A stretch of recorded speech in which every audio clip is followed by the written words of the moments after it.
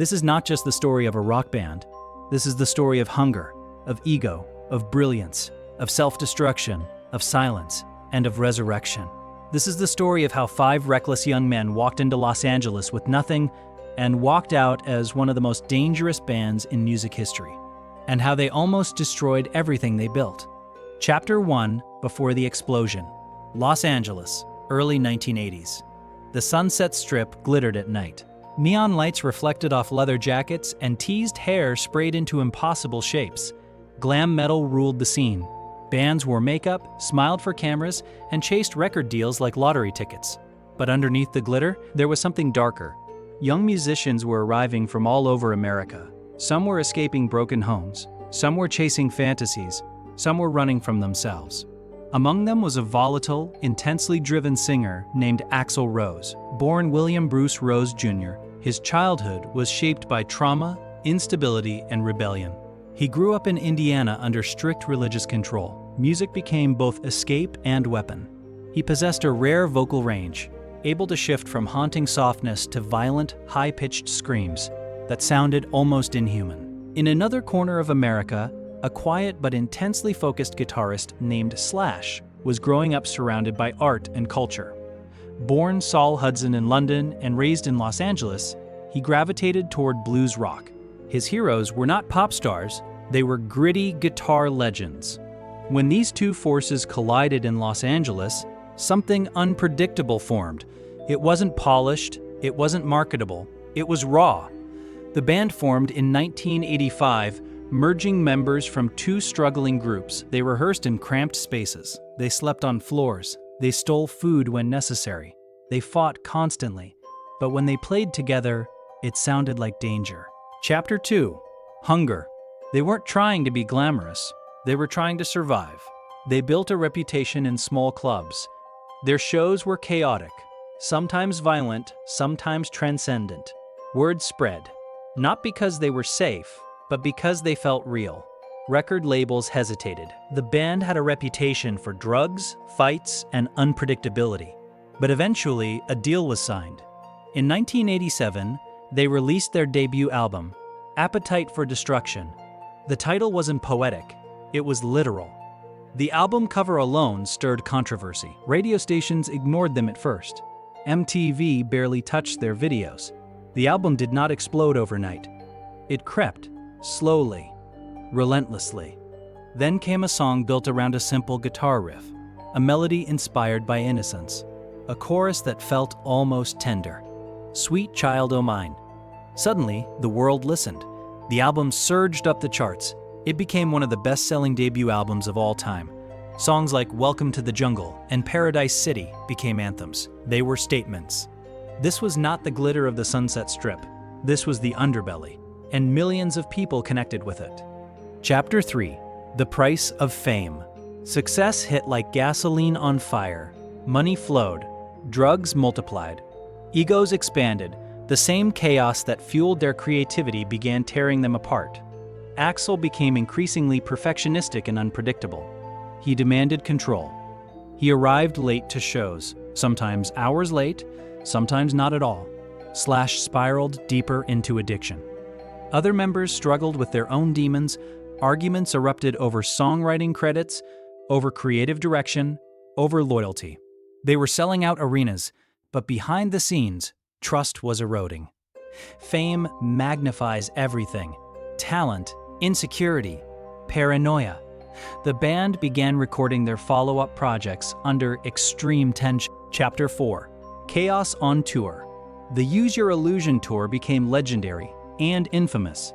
Riots broke out in certain cities after Axl left stages early. Concerts were cut short.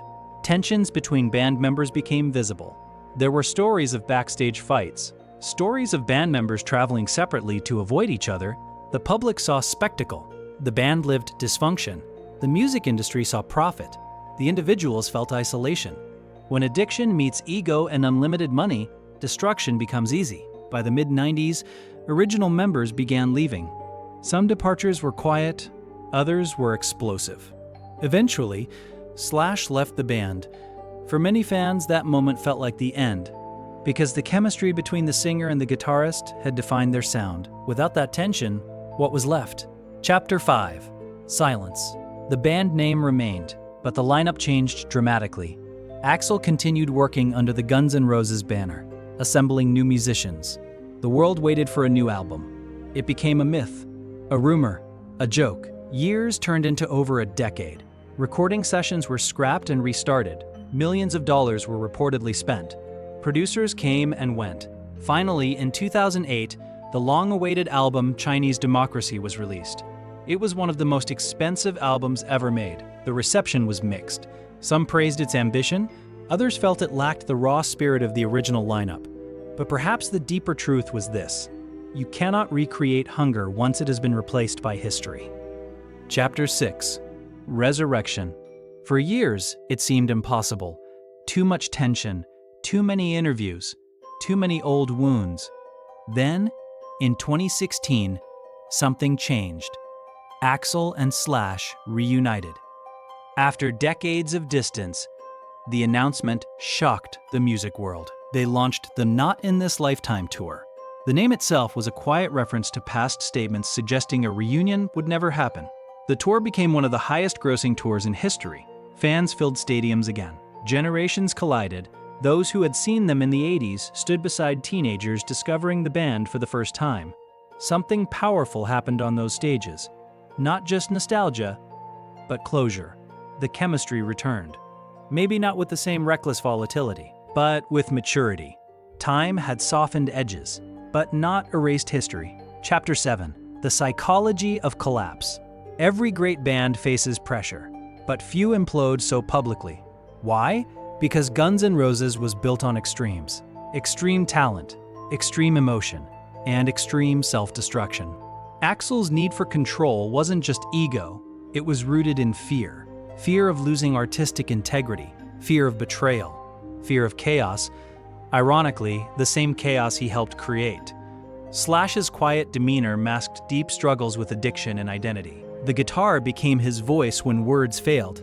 When strong personalities collide without balance, the result is combustion. But combustion also creates light, and their music burned bright. Chapter 8. Legacy. Decades later, their songs remain embedded in culture. Sweet Child O' Mine continues to gather billions of streams. Welcome to the Jungle is still played in stadiums. The opening riff of Paradise City still triggers instant recognition.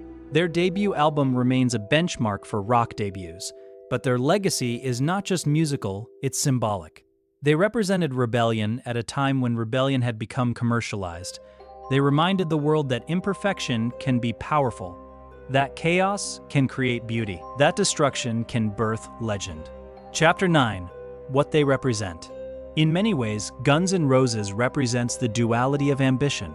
The same fire that pushes someone to greatness can consume them. The same ego that protects identity can isolate. The same hunger that builds empires fades once the stomach is full. They were not heroes. They were not villains.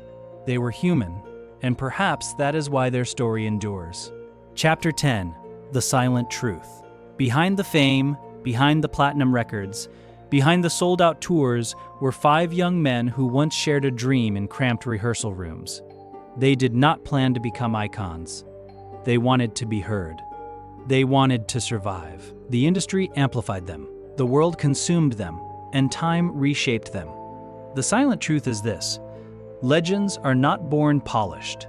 They are forged in instability. They rise through conflict. They fracture under pressure. And sometimes, if they are lucky, they find their way back to each other. This is not just a rock story. It is a study in ambition, in ego, in addiction, in reconciliation. It is proof that greatness and destruction often share the same heartbeat, and that sometimes the most dangerous band in the world is also the most human.